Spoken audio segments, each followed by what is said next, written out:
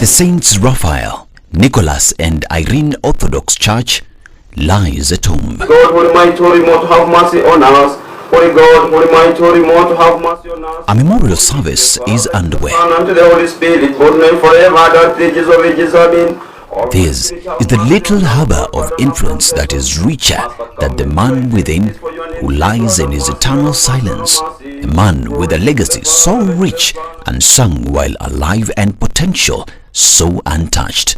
George Arthur Gatongo Gathuna of Nitiria.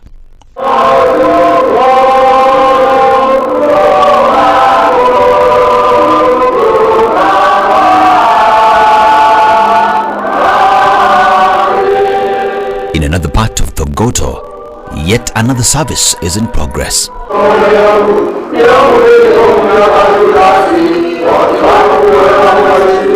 After all, it is a Sunday. The St. Stephen's Orthodox Church exists as an inspiration from Gathuna. Thogoto was another sphere of spread of Christianity in this region after Rabai in Kilifi County. The Church Mission Society's outpost at Thogoto in Kiambu County was a game changer. It was also the cradle of education around here that was established at the turn of the 20th century. But by 1929, the missionaries were facing a storm. They had implemented a radical policy of ending the female circumcision rite, but members of the Agikuyu community would hear none of it.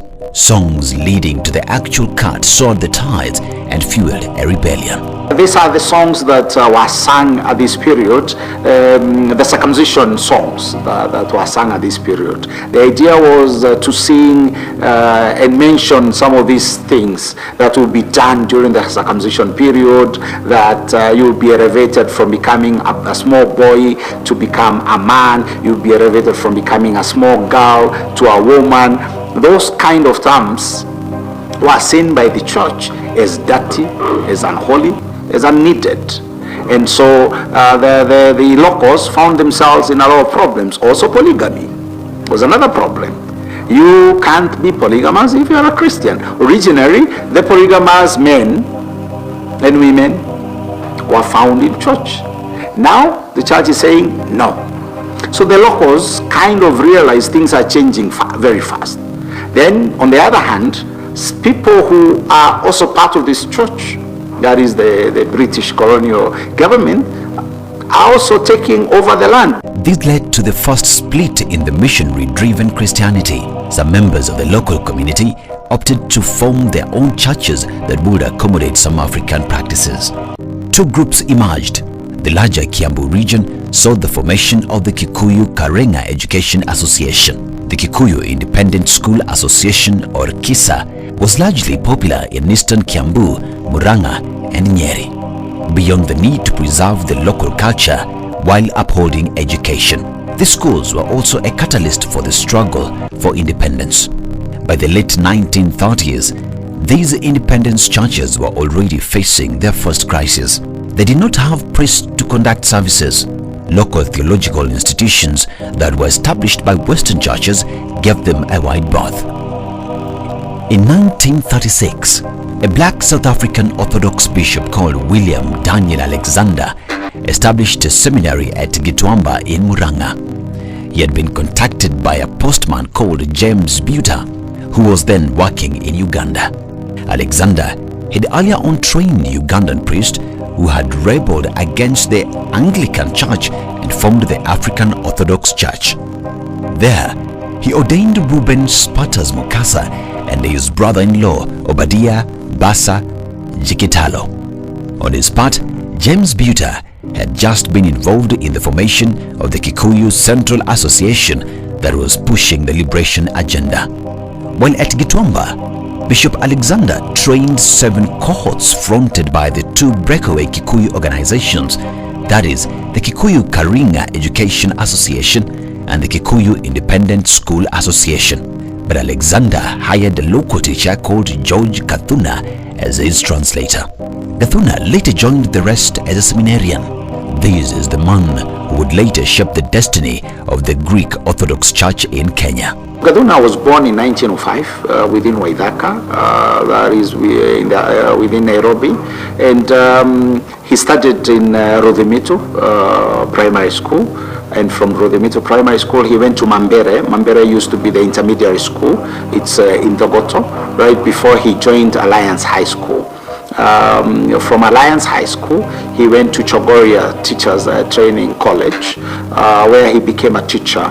And in 1930, when he graduates, he teaches, he is employed immediately, because he comes from this region where these Karinga churches are started.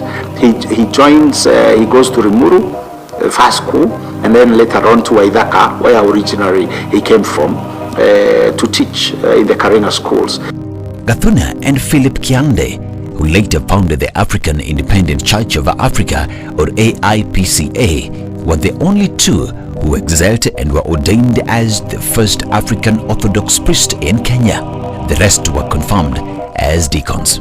But back in Uganda, an incident involving Spartas and a Greek resident called Vlachos unfolded in 1942.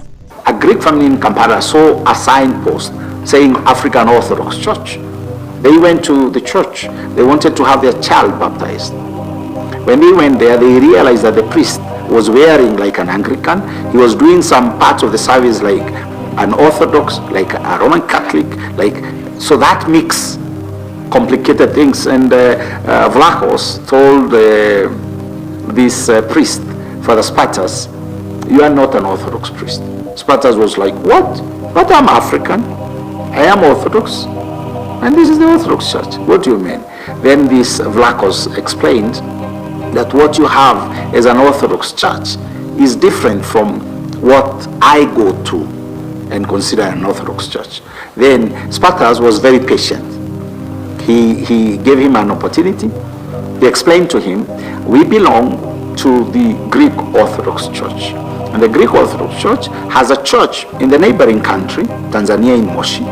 There's a priest there.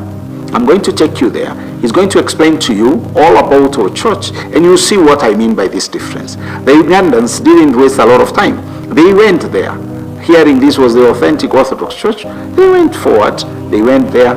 They met this Father Nicodemus Sarikas, and Father Nicodemus Sarikas is the one who introduced them with the Greek Orthodox Church. And from there, they connected now with Gaduna. Now Gaduna, remember, the ones in Muranga have a completely different ideal with the ones in Kiambu, especially when it comes to some of the way they are doing things. And there are 6 guys who they paid to come and be educated were not made priests, they were made deacons. That was not very helpful for them. So there was always that friction. So when Gaduna got connected with the Greek Orthodox, the ones in Muranga refused to be connected. And that is how the ones in Muranga ended up being today what we call the African Independent Pentecostal Church, AIPCA. In 1946, Gaduna was ordained as a Greek Orthodox priest. However, the AIPCA Church, which was later joined and led by Father Philip Kiande, would maintain an association into the freedom struggle beyond the crosses. Kiande had ordained the founder of AIPCA Church, Benjamin Kahehia, who had earlier on been ordained as a deacon. Along Valley Road in 1951, one Greek man, Anagirios Antonia Monas, and his wife Angeliki had begun constructing an Orthodox church on a 3-acre piece of land. They had purchased the land a year earlier. They were part of the Greek community, mostly from Tanzania and Ethiopia, who had set base in Kenya. The church would later be completed 2 years later. Who provided the overwhelming majority of the Land Freedom Army. By 1952, the Mau Mau uprising had crystallized into an insurgency. Chief Waruhiu wa Kongo of Kiamba was assassinated at Gashie, while the Lari massacre that targeted Chief Luka Kahangara would follow in 1953. In Nyeri, Senior Chief Ignatius Nderi was also killed. The Mau Mau had organized themselves into cells that operated in Kiambu, Nyeri, Muranga, Embu, Meru, Tharaka Nithi, and parts of Kitui. After the murder of Chief Waruhio, Governor Evelyn Baring declared a state of emergency. With the famous Kapenguria 6 arrested, Gathuna was not spared. In Nairobi, capital of Kenya, Europeans and Africans still walk the streets in fear of the dreaded Mau Mau. The Mau Mau movement had a committee that sat in parts in Nairobi fundraising for the war against the British administration. George Gathuna, a priest, was part of this team. He would not just openly speak against the colonialists from the pulpit in his native Dagoretti, but also prayed for local fighters from their hideouts. For this, he was a marked man. The Greek Orthodox Church and its sister AIPCA were identified and profiled. Some churches in the region were burnt down, with more drastic measures taken. End of 1951 and beginning of 1952, all our churches are shut down. And then Gathuna would be arrested on 21st of October 1952. He was arrested, and from there he stayed in for 8 years. Gathuna was first locked up in Kajiado before being transferred to Hola detention camp. As the Kapenguria 6, Gathuna and hundreds of Mau Mau fighters faced harsh conditions in the various prisons. An interesting visit happened. Archbishop Makarios, released from his exile in the Seychelles, arrives at Nairobi on his way to Greece. Michael Christodoulou Mukus, or Bishop Makarios III, was in Nairobi on his way to Cyprus. He had just been released from detention in Seychelles for agitating for freedom from British colonial rule in his native country. He was staying at the Norfolk Hotel. However, he was allowed to deliver a sermon at the Orthodox Cathedral along Valley Road. Anastasia Giannopoulos, now aged 79, was just a little girl then. And my father came to the school and got special permission if he could please allow us to leave the school and go to the church and listen to his sermon. And the headmaster said, you know, this is great. We don't usually get such requests. But he did give us permission, and we went and we saw this man who was imprisoned in Seychelles give us a talk about love and unity and not to hold grudges against people. And we were very proud, actually, very proud indeed. However, part of Makarios III's sermon was unforeseen, for it went beyond love and celestial life. So openly he spoke, and addressing the people in the cathedral and the journalists, he said that myself, I come from a very small island, but because we are under the foreign colonial administration, I am going to continue my struggle until I see that administration is no longer there. So I invite, he said, the Kenyans to do the same thing. Yes, not to give up the struggle for independence. The British administration was livid. Other mainstream churches had already taken a stand against the Mau Mau movement, with a strong stand against oath-taking, but the Orthodox Church had gone against the grain. Raila Odinga was only 10 years old, and his father, coming home after a meeting with the Archbishop, he came in and he was so happy that today we met a very strange Muzungu, wearing a hat, a black hat, black robes, and with the beards, you see, and he was telling us that we should not give up our struggle for independence.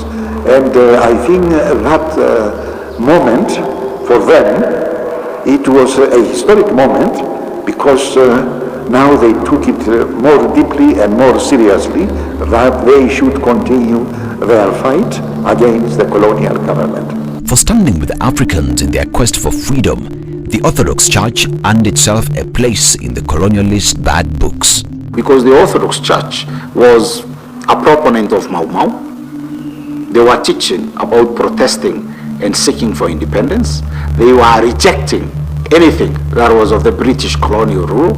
In fact, they were also rejecting the British churches for that matter. And they were for local, contextualized way of worship. People being led to take their cultures that do not affect their spirituality or their life. They were for people being free, owning their own lands, doing their own things without getting any assistance from anywhere else. In our Orthodox understanding, and teaching is that we should not interfere, with the local culture of the people. You understand? To accept the local people the way they are. They themselves, they will continue their different cultures.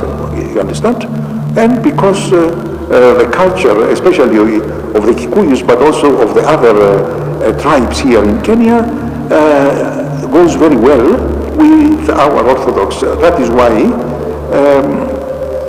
it was very easy for us to accept the Africans, the Kenyans, the way they were. Because you know very well, in the 30s, there, when the British colonial rule interfered in the local culture of the people, you remember about the female circumcision, etc., and other items, it created a lot of enmity to the British by the Africans.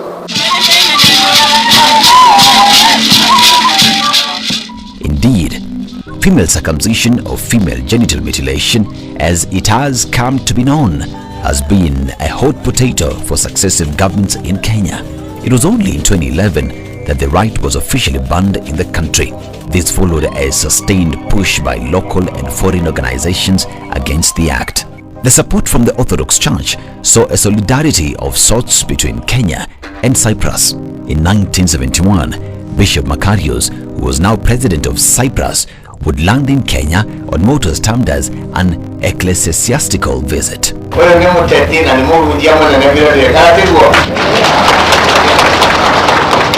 It was on this visit that he laid the foundation stone for the Makarios III Orthodox Seminary in a 30-acre piece of land donated by Kenyatta in Riruta. The church also put up PC Kinyanjui Technical College that has since been taken over by the government. Having served 9 years in detention and released in 1962, Gathuna was nominated as a councillor by President Jomo Kenyatta, serving between 1963 and 1971. He would later be elected in the same position representing Dakureti Ward.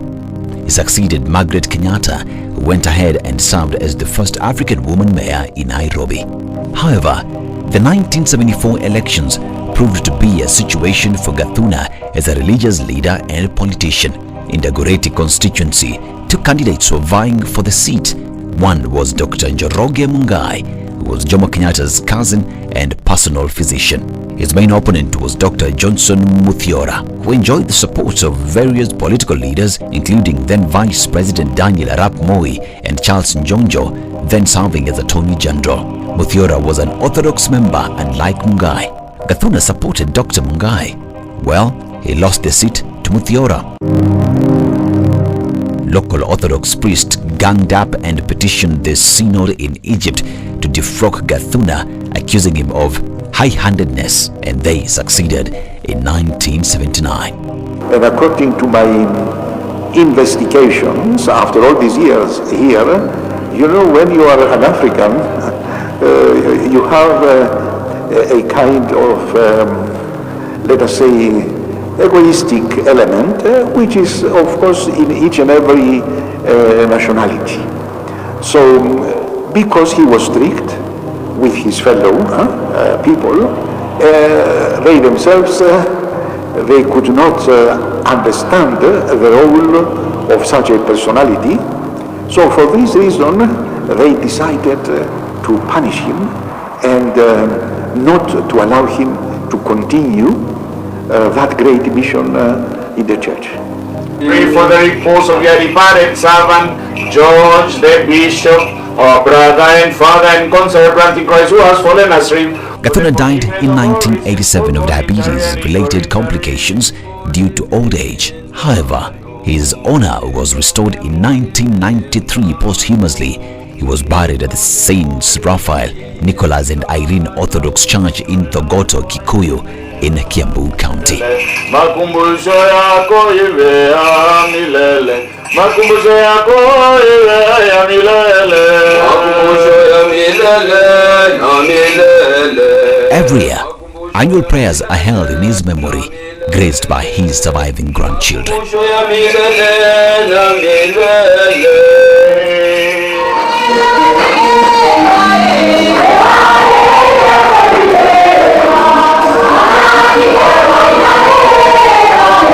However, calls are now emerging from the church to grant him national honors, for they say his is a living eye. He said one thing, and we are very extra careful about it, that when he dies, he will close one eye and the other eye will not be closed. And that is what happened when he died. One eye was closed, the other one refused to close completely, so that he can be looking those people that are not doing the right job or are not going in the right way in the church. This is the man,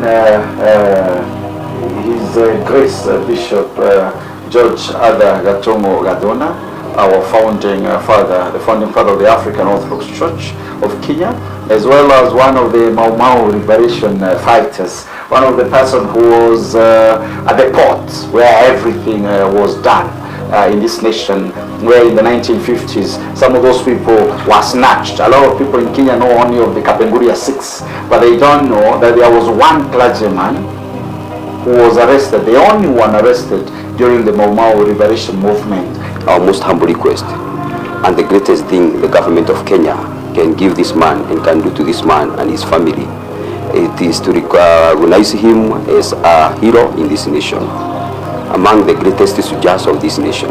When I read about him, I was really motivated, and I had to get to the people and create interest in politics. A nation's freedom is as a result of the sweat, courage, blood, grit and tears of its heroes. While the political leaders have always had the biggest share of praise and honor, there lies the ordinary folks who paid the price of losing their lives and their loved ones.